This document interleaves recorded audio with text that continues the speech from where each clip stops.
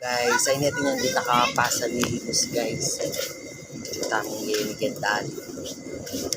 Dapat nasalita mo ni guys. Balik tamang bali guys.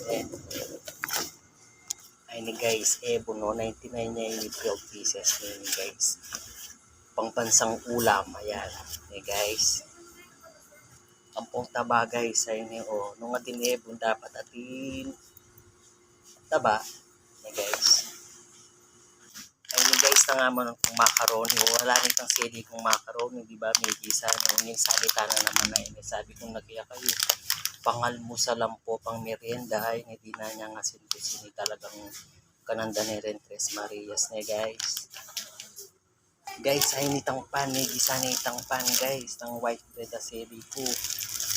Ayun naman kung may expire, di ba? June 19 niya expiration. O yun naman yung expiration na yun guys.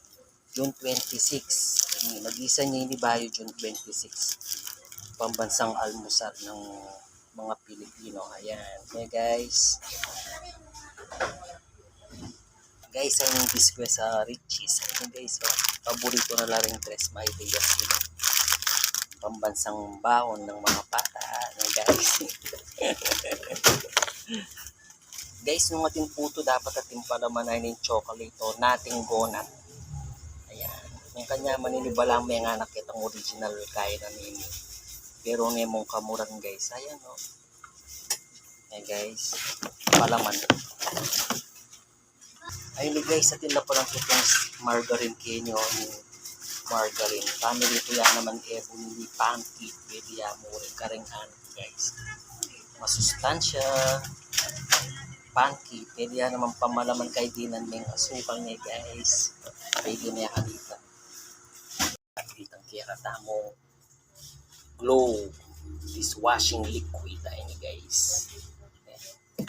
Ayan guys, mamayad na. Ayan guys. Guys, ayun.